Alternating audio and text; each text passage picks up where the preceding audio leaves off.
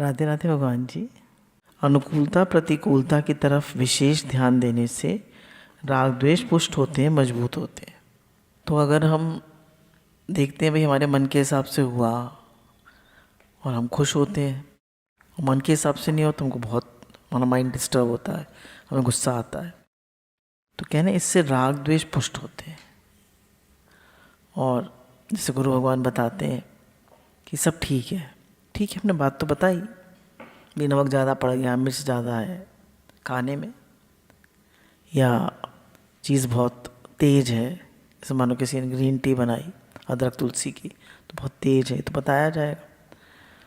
तो कहने पर उसमें अनुकूलता प्रतिकूलता फेस करना, तो वो कहने राग द्वेष पुष्ट करता है। बहुत से लोगों को गर्म रोटी खानी है तो गर्म ही खानी है, नहीं मिलेगी तो गुस्सा करेंगे, ठंडी दे दी। तो ऐसे बहुत से आग्रह होते हैं लोगों के, तो आग्रह होंगे तो कह रहे हैं राग द्वेष पुष्ट होंगे। बैठने के लिए बढ़िया मिल जाए तो क्या, साधारण मिल जाए तो क्या, है ना। हम लोग कहीं भी जाते हैं तो साधारण चीज़ मिल जाए क्या फ़र्क पड़ता है, कहीं जो में बैठ जाए। बड़ी उम्र वालों को थोड़ी दिक्कत होती है, घुटनों में दर्द होने लगता है, पर छोटे बच्चे तो कहीं भी बैठ सकते हैं। खाने के लिए सोने के लिए बढ़िया मिल जाए तो क्या, और साधारण मिल जाए तो क्या। सही बात है, बहुत बढ़िया अपने पकवान खा लिए या साधारण, जैसे गांव में लोग क्या कहते हैं, जैसे बात करते हैं तो लोगों से तो कहते हैं हम लोग तो उसकी पानी के हाथ की रोटी चूल्हे की और चटनी और मट्ठा, गाँव में यही भोजन होता है। कह रहे हैं पेट भी दुरुस्त रहता है और सब स्वस्थ भी रहते हैं।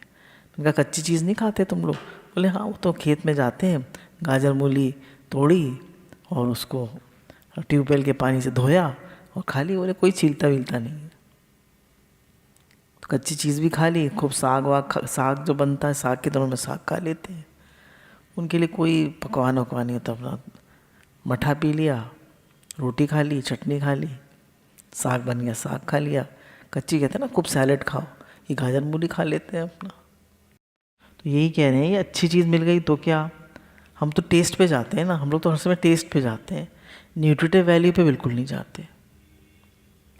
तो उसकी न्यूट्रिटिव वैल्यू भी देखनी चाहिए कि हमें इससे मिल क्या रहा है, जो चीज़ हम खा रहे हैं उससे मिल क्या रहा है, खाली टेस्ट मिल रहा है। जैसे उसमें भी गीता में भगवान ने बताया जो भी भोजन खाते हो वो बल और आरोग्य प्रदान करे। तो ये जो मैं भोजन खा रही हूँ ये मुझे बल देगा, ये मुझे आरोग्यता प्रदान करेगा, तो मैं उसको लूँ, तो उसको ग्रहण करें, और नहीं लेगा तो फिर ग्रहण ना करें। शुद्ध हो, पवित्र हो, बलवर्धक हो, धर्मशास्त्र के अनुकूल हो। जितना अनुकूलता में राग करेगा उतना प्रतिकूलता में द्वेष होगा। जो मिल जाए प्रसाद है, और जो भोजन मिल जाए, जो चीज़ मिल जाए सब प्रसाद है, जो मिल जाए। अब हर समय आग्रह तो नहीं रख सकते ऐसा मिले वैसा मिले। ये साधक के लिए बहुत बड़ी और काम की बात है। जाही विधि राखे राम, ताही विधि रहिए, सीताराम सीताराम कही। साधक होगा तो सुख की परवाह नहीं होगी और दुख की भी नहीं होगी। अगर हम साधक होंगे तो ना हम दुख आ गया परेशान हो रहे, मार परेशान हो रहे, सुख आ गया तो मार खुश हो रहे, उछल रहे, वाह वाह, और दुखी हो गया तो मार रोने लगे जोर जोर से। तो कहने ऐसे नहीं होना चाहिए, सम और शांत होने कोशिश करें। अब तुम लोग बच्चे हो, तुम्हारे इमोशंस आ जाते हैं, पर धीरे धीरे हमें सम और शांत होते जाना चाहिए। संसार तो बदलता ही रहता है, जो संसार के बदलने के साथ बदलता है वो संसार में फंस जाता है, और जो समता में आ गया उन लोगों ने संसार को जीत लिया है। जो संसार के बदलने के साथ बदल जाता है, राग द्वेष कर लेता है, तो वो तो संसार में फंस जाता है, और जो समता में रहता है उसने संसार को जीत लिया है। और जो राग द्वेष में फंस गया उसको संसार ने जीत लिया। हे नाथ हे नाथ हे नाथ। कह रहे जो राग द्वेष में फंस गया, हर बात में अच्छी बात में अनुकूलता में राग और प्रतिकूलता में द्वेष कर लिया, तो वो तो उसको संसार ने जीत लिया, संसार उस पर हावी हो गया। यदि साधक अनुकूलता ढूंढता रहेगा तो प्रतिकूलता छोड़ेगी नहीं। हे भगवान, कह रहे हैं अगर अनुकूलता ही अनुकूलता ढूंढता रहेगा तो प्रतिकूलता छोड़ेगी नहीं। हर समय उसको ये रहे मेरे मन की हो, तो जरा मेरे मन की नहीं होगी तो उसको इतना ज़्यादा वो हो जाएगा, और कुछ ना कुछ मेरे मन की नहीं हो, ये तो रहता ही, हर समय तो मन की नहीं हो सकती। तो एक गुरु कहते हैं तुम अपने अंदर एक्सेप्टेंस लाओ, जो है बहुत बढ़िया है, जैसा है बहुत अच्छा है। संसार तो द्वंद्व रूप है, संसार में कितना ही सुख मनाओ दुख ही है। या तो सुख भी दुख है और दुख भी दुख है। सुख भी दुख कैसे है भाई? ज़्यादा हमने खा लिया, ज़्यादा घूम लिए, ज़्यादा पिक्चर देख ली, बहुत सुख लिया, पर अब क्या होगा? शक्ति क्षीण हो गई, दम निकल गया। ठीक ठीक तो रह सकते हैं, ठीक ठीक तो हर चीज़ को एंजॉय कर सकते हैं समता में, पर ज़्यादा कर लिया तो दुख रूप हो जाएगा। तो संसार में कितना ही सुख मनाओ दुख रूप ही है। हम सम हो सकते हैं, और संसार सम कैसे हो सकता है? संसार तो सम नहीं हो सकता, पर हम सम हो सकते हैं। और अगर हम सम और शांत हो गए तो हमने संसार को जीत लिया। आजकल की रीति है कि परिस्थिति को ठीक करो, अच्छा बनाओ, और खुद सम और शांत मत रहो। आजकल की क्या रीति है कि परिस्थिति को ठीक करो और हम अंदर से ठीक हो जाए, सब ठीक है। परिस्थिति को तो हर समय ठीक नहीं कर सकते, पर हम ठीक हो जाएं। कितना ही अच्छा करो, ये अच्छा होने वाला नहीं है। संसार का दुख भी दुख है और सुख भी दुख है। आ गया, संसार का सुख भी दुख है और दुख भी दुख है, और परमात्मा में सुख ही सुख है। आज गुरु की वाणी में चल रहा था कि जब तक भगवान की तरफ नहीं लगेंगे, भगवान में नहीं लगेंगे, तब तक संसार में शांति मिलने वाली नहीं है। शांति भगवान में, कुछ भी कर लो संसार में, कुछ भी शांति नहीं मिलेगी।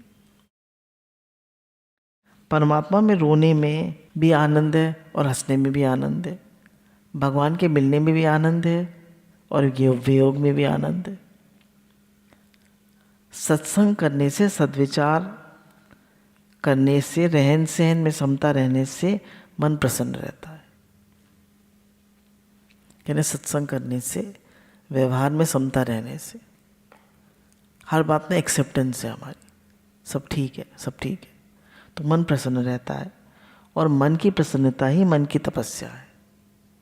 काफ़ी प्रसन्न रहता है हमारा मन हर बात में, काफ़ी हमारे अंदर एक्सेप्टेंस है, हर बात में हम परेशान नहीं होते, दुखी नहीं होते, बहुत एक्सेप्टेंस है। तो कह रहे उससे मन प्रसन्न रहे।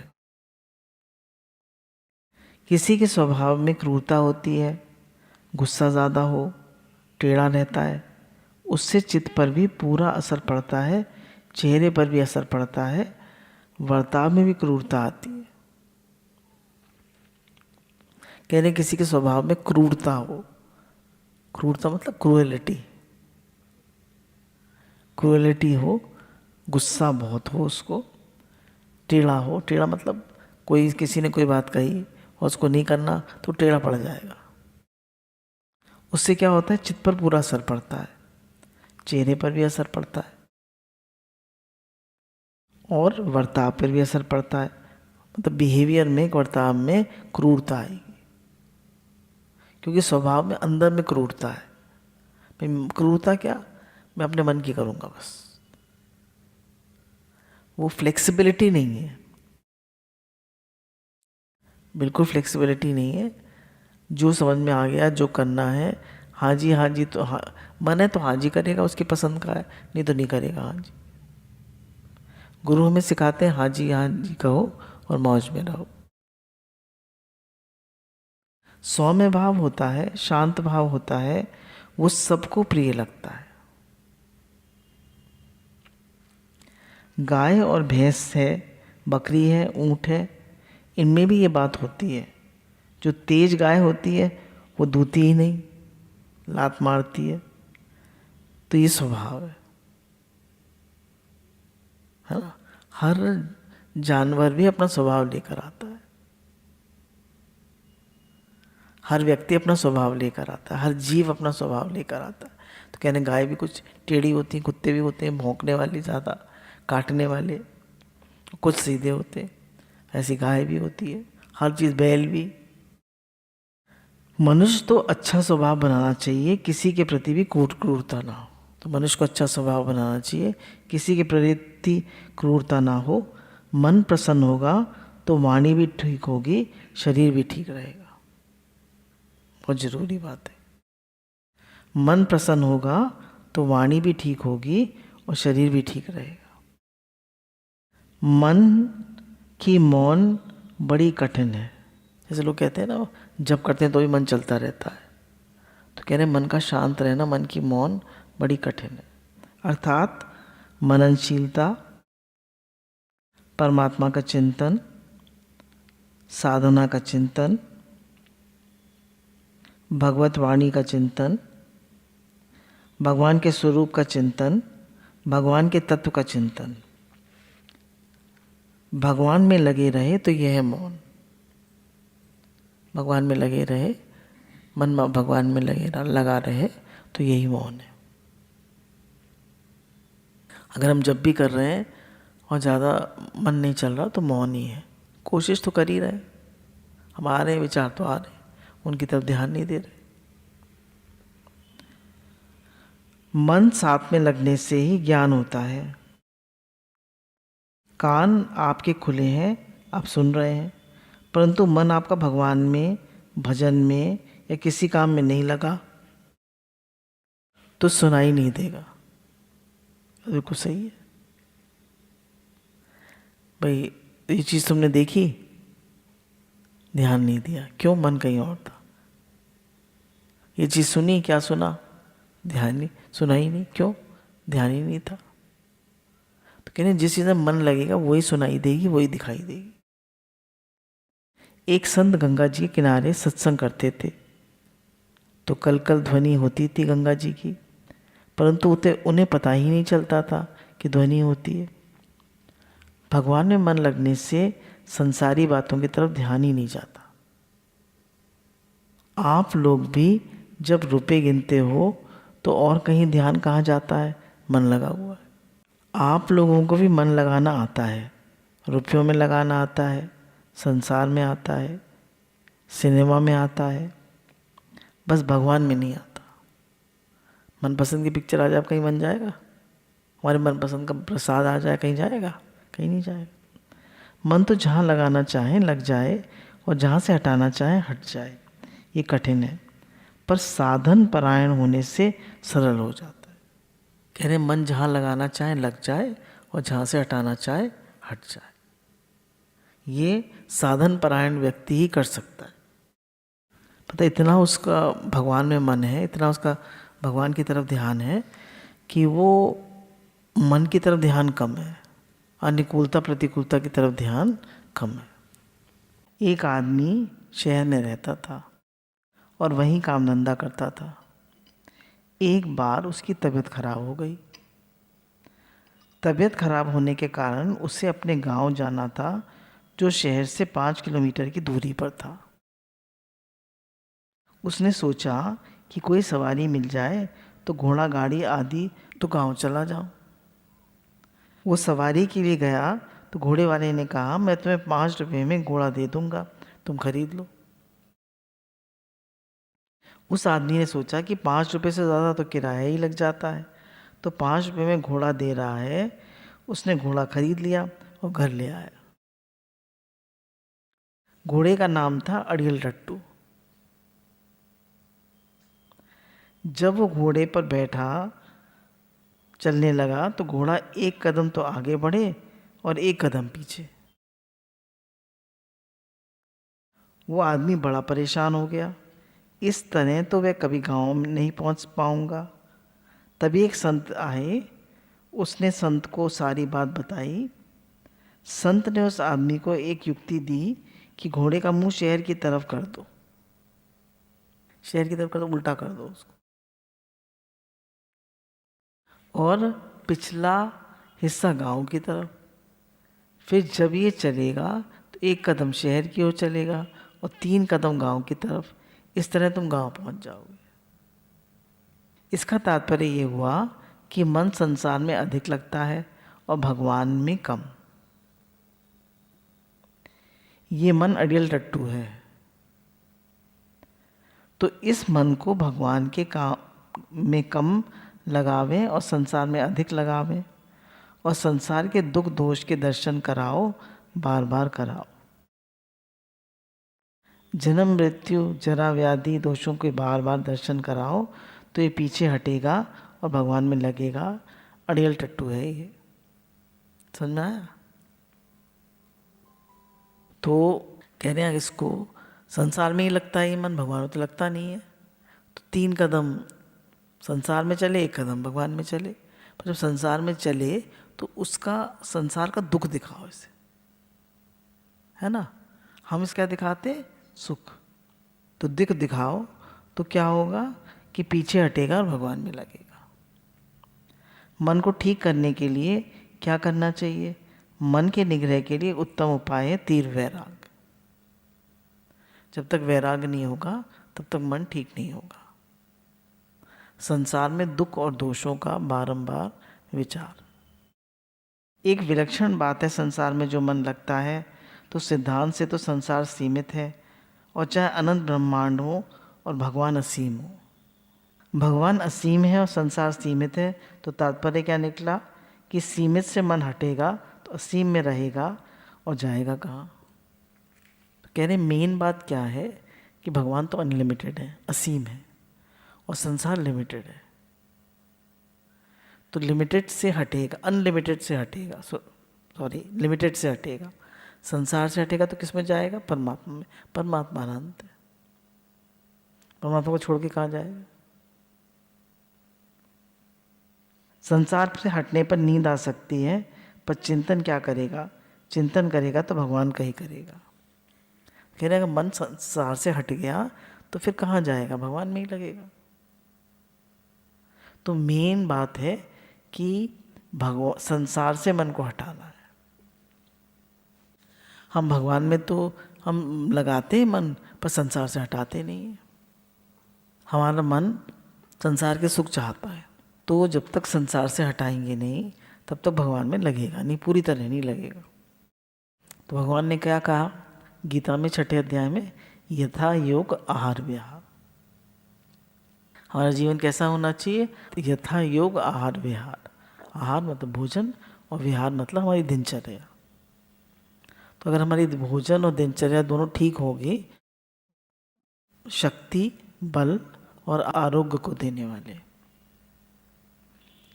तो हमारा मतलब जीवन में हमारे ज़्यादा वो हम फंसे हुए नहीं होंगे संसार में।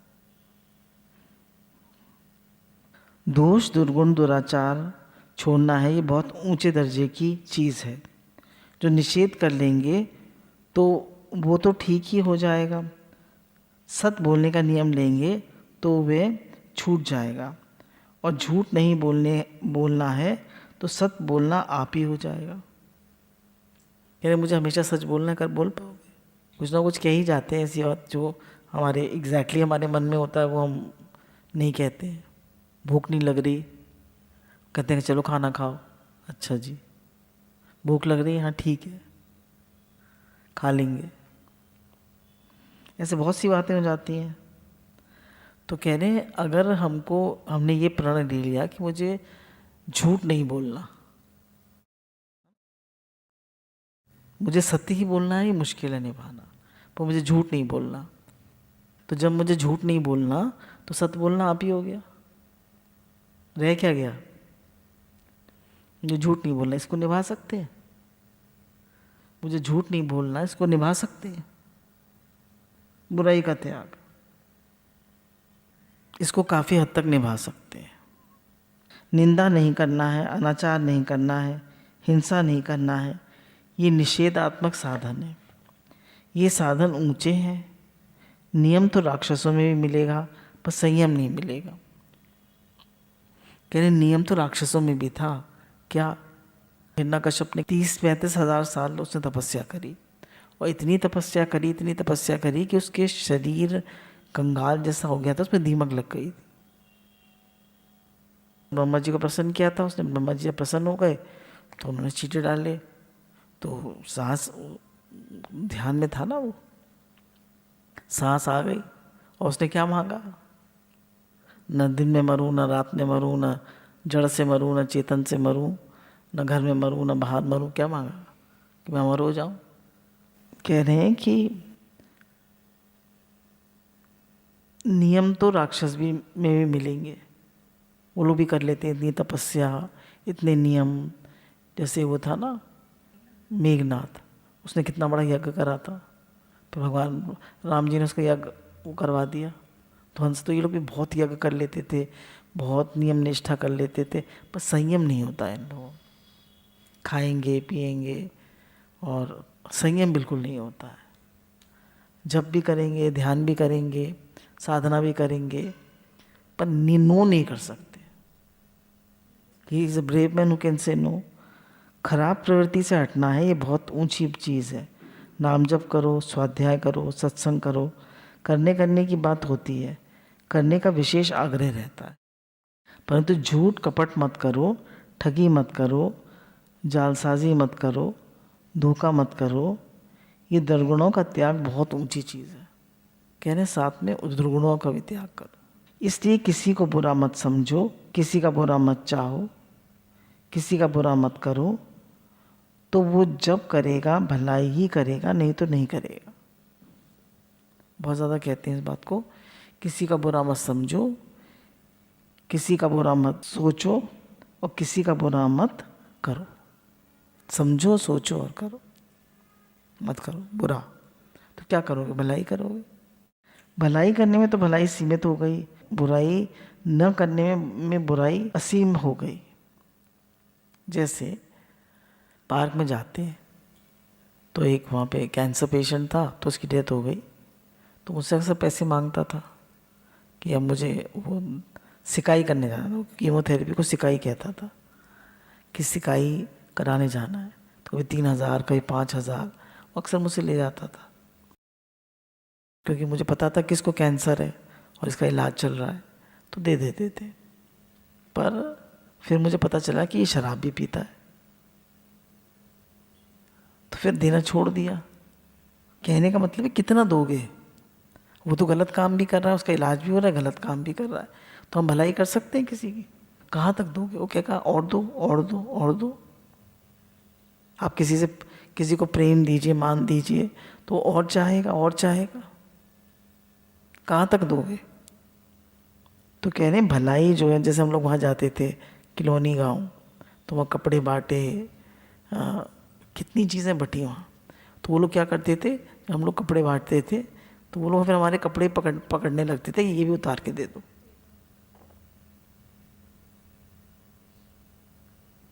तो कितनी भलाई करोगे आप। हाँ सच्ची बात है ये। वो उनको जितना मिल जाएगा वो कहेंगे, शुक्राना नहीं मानेंगे, कहेंगे ये भी दे दो, कम है। तो भलाई तो कभी किसी की पूरी कर ही नहीं सकते, बुराई का त्याग कर सकते हो। He will never be satisfied.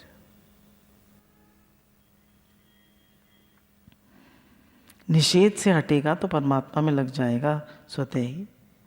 वही बात हो गई कि कुछ नहीं करेगा तो अच्छा काम करेगा, तो कुछ नहीं करने में भी दोष नहीं आएगा।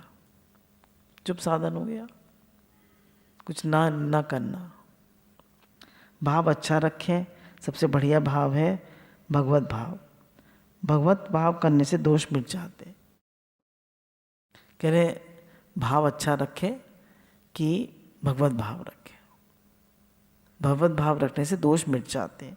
मार्मिक बात क्या है कि संसार से हटना है और भगवान में लगना है, तो भगवान का साधन विधेयात्मक होगा और संसार का त्याग का साधन निषेधात्मक। तो मेन बात क्या है, संसार से मन को हटाना है और भगवान में लगना है। भगवान में तो हम सब लगाते हैं, पर संसार से हटते नहीं। तो हटते संसार से नहीं हटते। निषिद्ध आचरण कठिन है, परंतु करते करते बीड़ी सिगरेट पीते पीते आदत पड़ जाती है कि रहा नहीं जाता उसके बिना।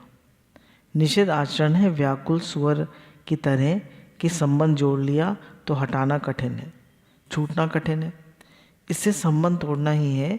इसलिए निषेधात्मक साधन तेज है और भगवान को प्राप्त करना ही है। इस वास्ते भगवान को याद करो। कोई भी चीज़ की हम आदत डाल देते हैं, उसको छोड़ना बहुत मुश्किल होता है। जैसे लोग कॉफ़ी की आदत डाल लेते हैं, चॉकलेट खाने की आदत डाल लेते हैं। एक वो है अंकल, तो उन्होंने बताया कि उनका 40% हार्ट डैमेज्ड है। क्यों? चॉकलेट और आइसक्रीम खाते थे, हार्ट अटैक हो गया। तो कोई भी चीज़ आप अति करेंगे तो फिर वो नुकसान करेगी।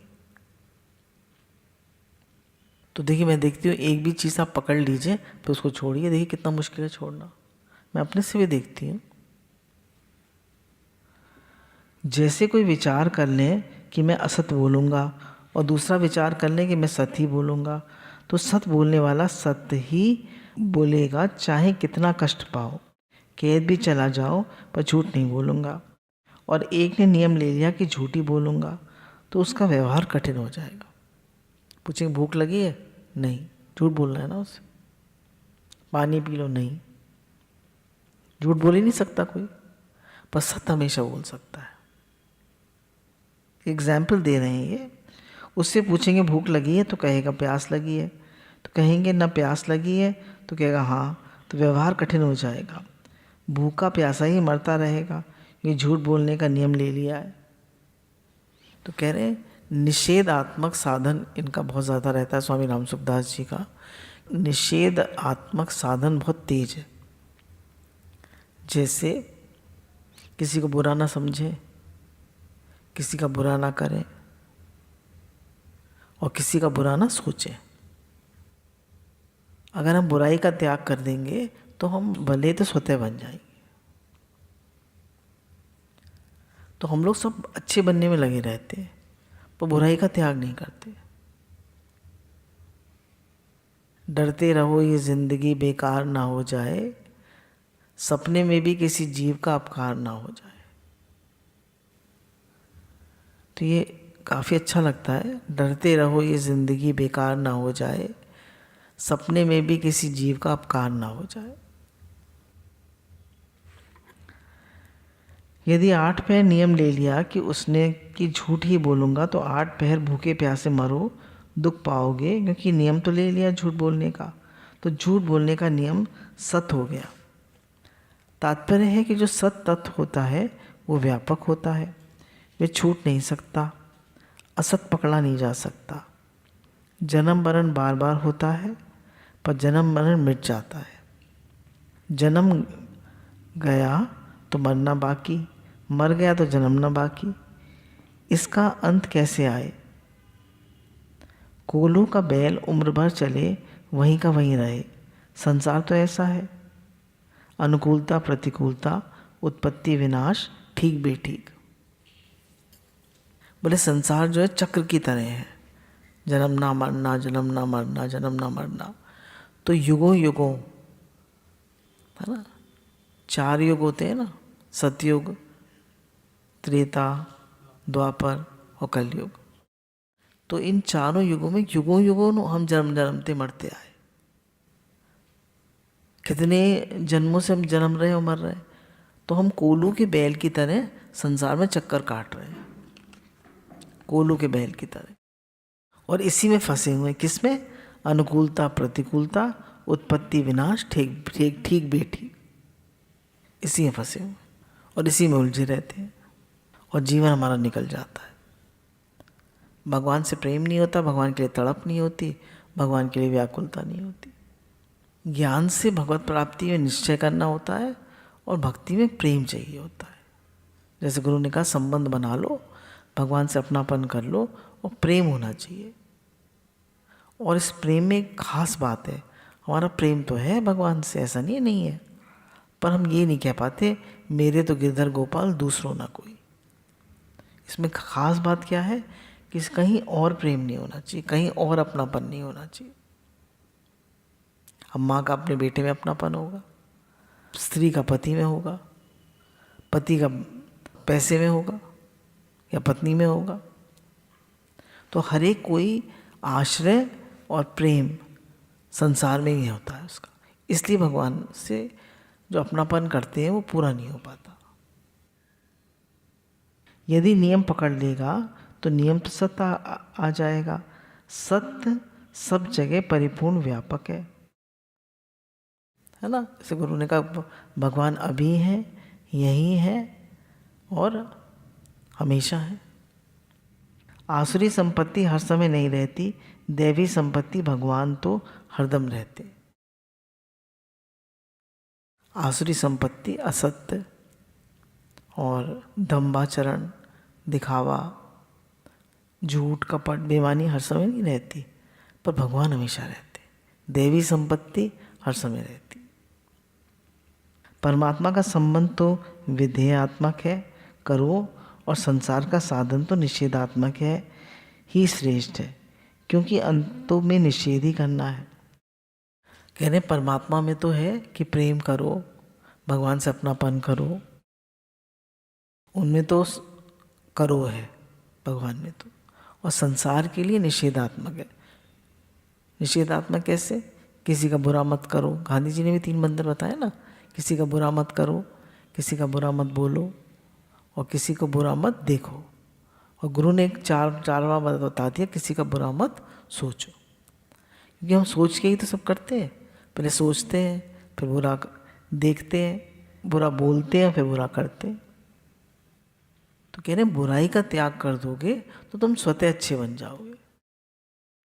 तो हम अच्छाई भी करते हैं और बुराई का त्याग नहीं करते। बताइए, आपस में बुराई नहीं करते? करते ही नहीं करते? आप करती है नहीं करती है? करते हैं ना। तो वो नहीं करनी है हमें, बुराई का त्याग करना है। भाव संशुद्धि क्या है?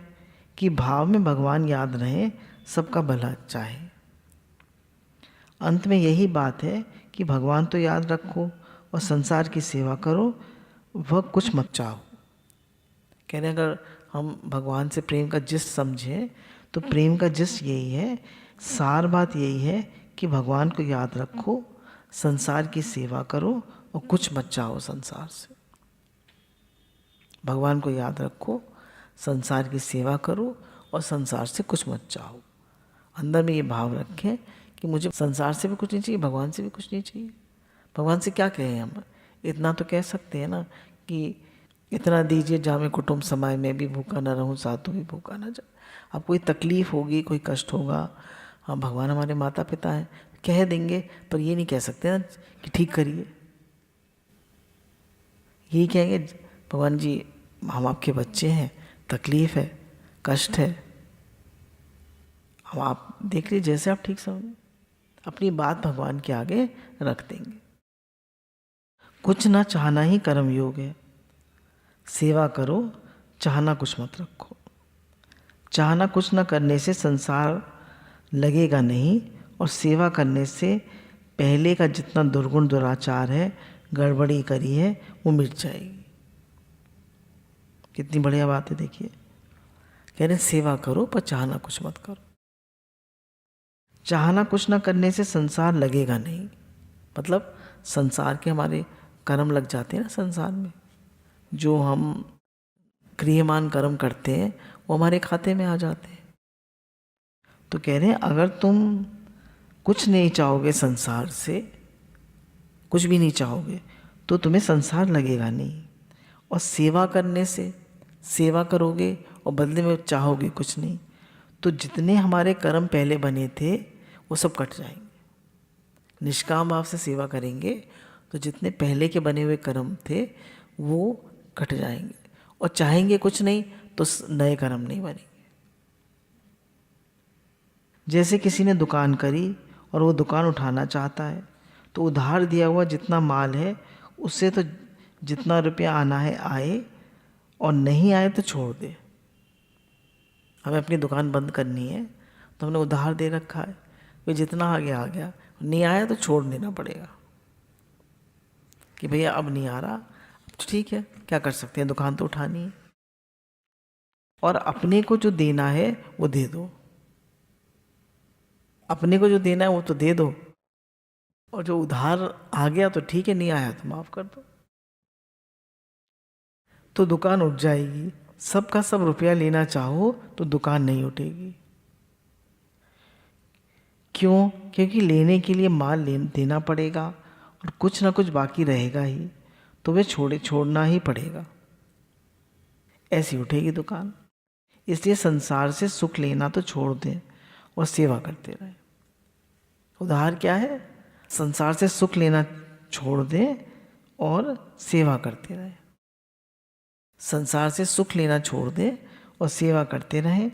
सुख लेना छोड़ने से कर्जा चढ़ेगा नहीं, और सुख देने से पुराना कर्जा उतर जाएगा। सुख लेना छोड़ दें से कर्जा चढ़ेगा नहीं, और सुख देने से पुराना कर्जा उतर जाएगा। यदि संसार में सुख भी लेता रहे और दुख भी लेता रहेगा तो उसका कल्याण नहीं होगा।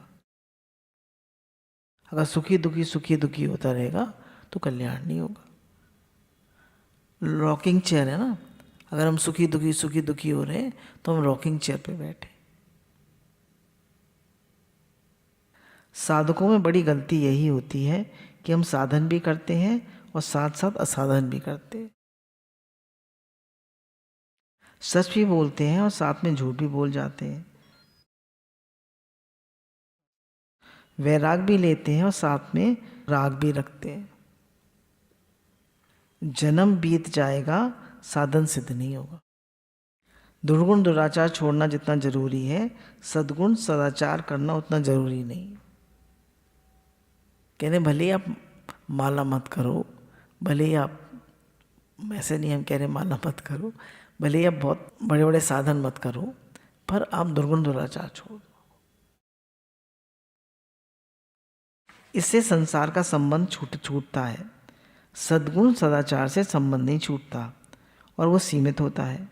निषेधात्मक साधन असीम होता है और विधेयात्मक साधन लिमिटेड होता है। जैसे हमने कहा बुराई हम किसी की नहीं करेंगे,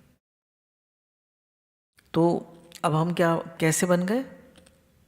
अच्छे बन गए। ना बुरा देखेंगे, ना बुरा सोचेंगे, ना बुरा बोलेंगे।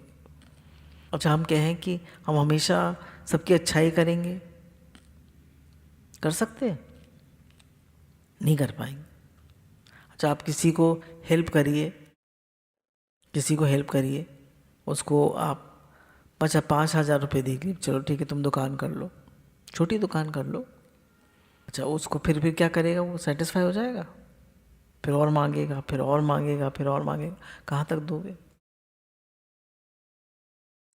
तो भलाई आप हमेशा कर ही नहीं सकते, भलाई सीमित है, और बुराई का त्याग आप कर सकते हो। संसार का संबंध पहले रहा है, उसकी तो सेवा कर दो और उनसे सेवा चाहो मत। चाहते रहोगे तो जन्म मरण चलता ही रहेगा। संसार के साथ हमारा संबंध है तो उसमें भोग बुद्धि से कोई चीज सेवन मत करो। तो उसमें भोग बुद्धि प्रसाद है, मतलब जैसे हम लोग सब साधक हैं ना, तो बहुत रजोगुणी प्रसाद नहीं होना चाहिए, उससे बुद्धि रजोगुणी हो जाती है। ठीक है, हफ्ते में 2 दिन बच्चों के लिए अलाउड है, 2 दिन आपने कुछ बना लिया, पर और दिन हमारा सात्विक आहार ही होना चाहिए। भोजन करना है, जल पीना है, कपड़ा पहनना है, बैठना है, चलना है, इसमें भी भोग बुद्धि से मत करो, त्याग बुद्धि से करो। दूसरों की सेवा करने की बुद्धि से करो।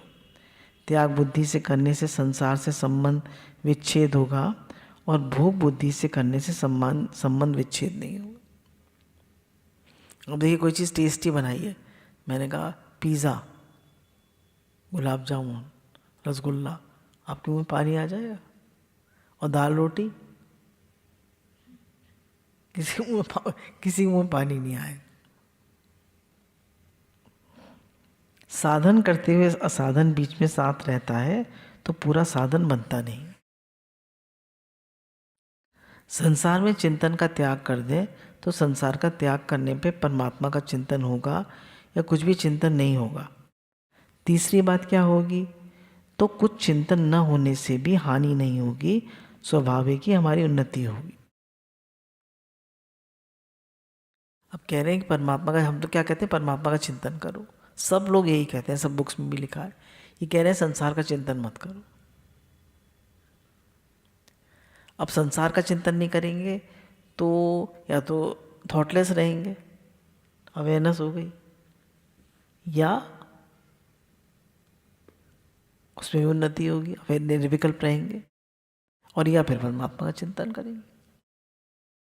तो कह रहे निषेधात्मक संसार का चिंतन न करना ज़्यादा बेटर है परमात्मा के चिंतन करने से। देखिए ये दोनों बातें ठीक है। अगर आप परमात्मा का चिंतन हम जैसे जप करते हैं तो उसमें क्या होता है, मैंने देखा है, जैसे इधर जप का कुछ नियम है अपना, तो उसको फॉलो करते हैं, कोशिश करते हैं। देखिए गुरु की कृपा से, भगवान की कृपा से कोई नियम निभ पाता है, नहीं तो हमारी कोई सामर्थ्य नहीं है कि हम कोई नियम कर पाए। अगर हम नियम करते हैं तो उससे हमारे संकल्प विकल्प कटते हैं।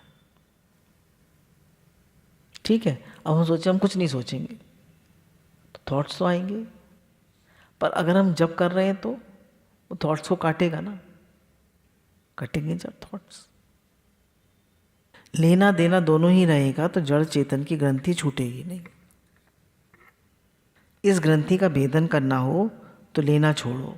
गांठ लगाते हैं तो दो की लगाते हैं गांठ, ये लेना देना रहेगा तो द्वंद छूटेगा नहीं। गोपियों ने भगवान से कुछ नहीं चाहा, प्रेम नहीं चाहा, मान नहीं चाहा, उनका संग नहीं चाहा, कुछ नहीं चाहा, सिर्फ देना ही देना था उनके जीवन में, सिर्फ देना ही देना था। तो उनका संबंध छूट गया। अब वो चाहती भगवान से, उनको चाहती तो लेना देना बना रहता।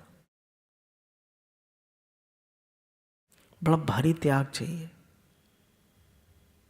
ये लेना देना रहेगा तो द्वंद छूटेगा नहीं, राग द्वेष छूटेगा नहीं, बंधन रहेगा। लेना देना मनुष्यों का है, लेना ही लेना पशु पक्षियों का है। उनसे आप ले सकते हो पर वो दे नहीं सकते। लेना ही लेना पशुता होती है और देना ही देना सिद्ध होता है। जो लोग खाली लेते ही लेते हैं तो पशु के समान है, और जो देते ही देते हैं वो सिद्ध होते हैं। संसार से संबंध रहेगा तो जड़ता ही तो पैदा होगी, चिन्मयता कैसे होगी। आपका विचार है कि साधन करें, परमात्मा की प्राप्ति करें, तो लेना देना छोड़ दो। देना भले ही कम हो पर लेना होगा तो साधन सिद्ध नहीं होगा। जैसे हमें मान चाहिए, प्रेम चाहिए, सुख आराम चाहिए, चाहिए ना, प्रेम चाहिए, मान चाहिए, सुख आराम चाहिए, हमारी बात मानी जाए, ये चाहिए। तो ये सब क्या है, लेना। और देना क्या है, मुझे कुछ नहीं चाहिए। हम इसको मटीरियली तो कर लेते हैं कि हमें कुछ नहीं चाहिए, पर इसको अंदर से भी मुझे कुछ नहीं चाहिए।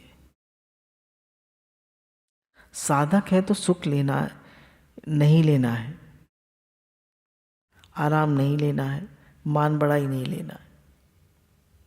असली साधन तभी होगा कि हर एक बात का त्याग किया जाए। लेने में भी देने के लिए करें, लेना भी देने के लिए करें। अब जैसे गुरु भगवान के यहाँ जो भी आता है वो किस लिए आता है, लेना किस लिए है, देने के लिए। देखते होगे तुम, लेना भी किसके लिए है, देने के लिए। संग्रह भी देने के लिए। करो तो देना ही मुख हो जाएगा। यहाँ पे क्या है, देना ही मुख्य है। भाई अपने ऊपर तो एक पैसा, कितनी चीज़ें मंगाते हैं, जो भी ये सब देना ही देना, देना ही देना, देना ही देना। लेना नहीं है, आ जाएगा तो त्याग हो जाएगा। साधक मात्र के लिए है कि लेने की वृत्ति छोड़ दो। तो हम सब लोग साधक ही तो हैं भाई। जब तक आपका जीवन है तो हम सब साधक ही हैं। तो हमें क्या करना पड़ेगा कि लेने की वृत्ति छोड़नी पड़ेगी। हे नाथ, मुझे कुछ नहीं चाहिए, मेरा सिर्फ भगवान से प्रेम बढ़े। गुरु भगवान के अनंत अनंत अनंत अनंत शुक्ला।